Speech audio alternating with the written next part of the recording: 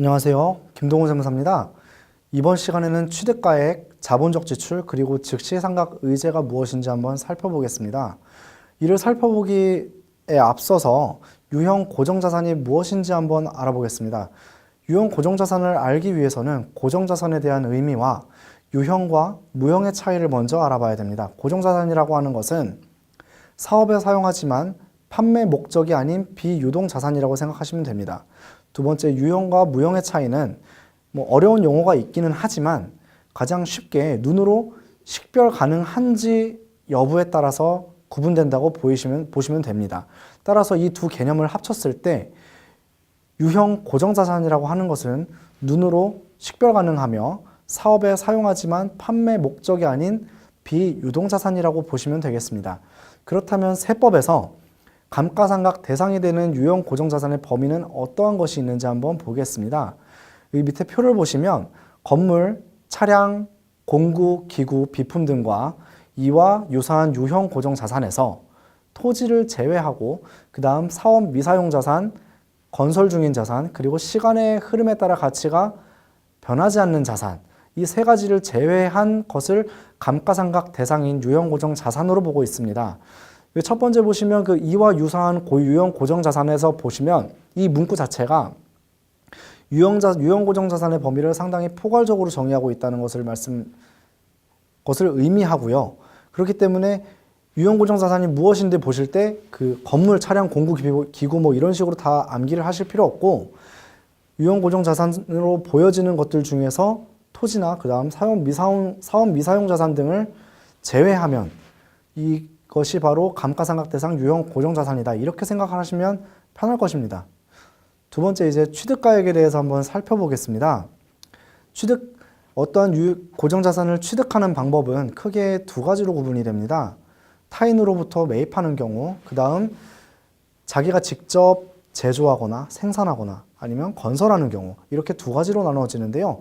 첫 번째 같은 경우에는 취득금액은 그 매입한 금액의 부대비용을 취득가액으로 하고, 두 번째 같은 경우에는 이 자산을 제작하는 데 들어가는 비용에 부대비용이 추가될 것입니다. 사례를 한번 들어볼게요. 첫 번째, 아이패드 가격이 40만 원인데 이에 대한 관세와 부가세 그리고 부대비용, 그러니까 배송비용의 합계액이 10만 원인 경우 이 아이패드의 취득가액은 매입가액 40만 원에 부대비용 10만 원을 더한 50만 원이 취득가액이 되고요. 두 번째, 상가건물 건설원가가 10억 원인 경우 취득록세 합계액이 1억 원인 경우 이제 취득가액은 어떻게 되냐면 첫 번째, 건설원가 10억 원에 취득록세 1억 원을 더한 11억 원이 취득가액이 됩니다. 이렇게 취득가액에 대한 대략적인 개념을 한번 살펴봤습니다. 이제 취득이 완료된 후 자산에 대해서 수선비가 지출되는 경우가 있습니다. 이 경우 수선비의 성질에 따라서 자본적 지출이냐 수익적 지출이냐 이렇게 두 가지로 구분이 될 수 있는데요. 이러한 수선비 지출이 내용연수를 그러니까 감가상각 자산의 내용연수를 연장시키거나 아니면 그 자산의 가치를 현실적으로 증가시킬 수 있는 경우에는 해당 수선비 지출을 자본적 지출로 봐서 자산으로 회계 처리를 하셔야 되고요. 이 경우가 아닌 수선비 같은 경우에는 수익적 지출로 보아 비용으로 회계 처리를 하셔야 됩니다. 구체적인 사례를 한번 살펴보겠습니다. 자본적 지출과 수익적 지출의 사례인데요. 자본적 지출에 대한 사례를 먼저 한번 살펴볼게요. 엘리베이터를 예를 한번 들어보겠습니다.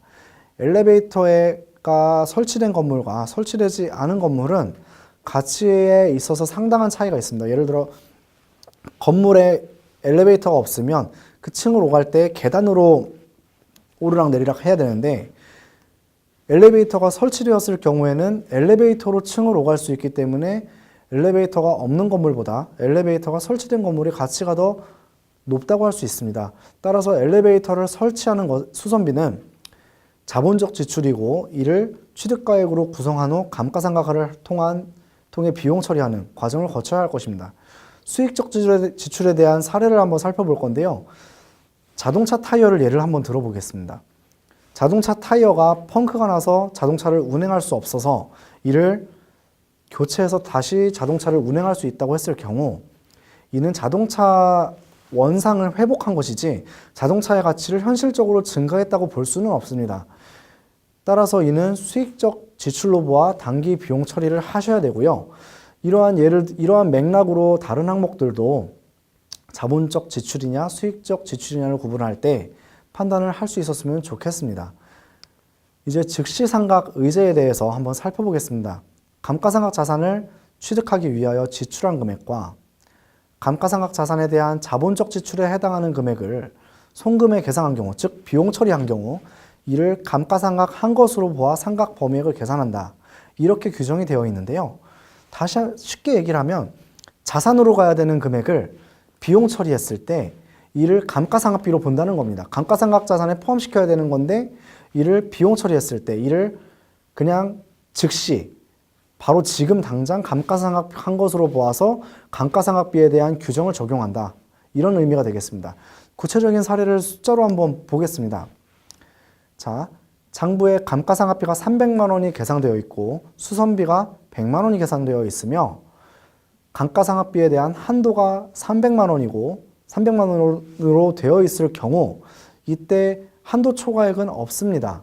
그런데 이제 이 수선비가 만약에 자본적 지출 항목인 경우 이를 감가상각비로 보도록 되어 있기 때문에 감가상각비는 이 경우 300만 원과 100만 원을 더한 총 400만 원이 되고요. 한도가 300만 원이 감가상각비에 대한 한도가 300만 원일 경우 100만 원의 한도 초과액이 발생해서 송금 불산이 100만 원 하는 세무조정이 수반되게 됩니다. 따라서 수선비에 대해서 자본적 지출 여부를 판정을 제대로 하지 않으면 이렇게 감가상각비 한도 초과 등의 이유로 인해서 내야 될 과세소득이 증가할 수 있는 불이익이 발생할 수 있습니다. 따라서 이런 수선비를 보실 때는 항상 자본적 지출 여부를 면밀하게 검토하셔서 업무를 진행하시는데 도움이 되셨으면 좋겠습니다.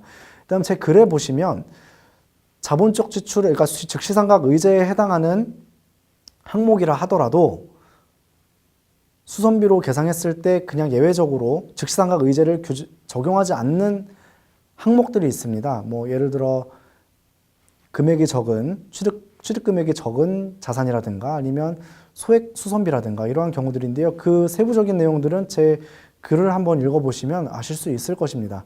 지금까지 유형자산에 대한 의미 그리고 자본적 지출에 대한 개념, 그다음 마지막으로 즉시상각 의제가 무엇인지 살펴봤습니다. 감사합니다.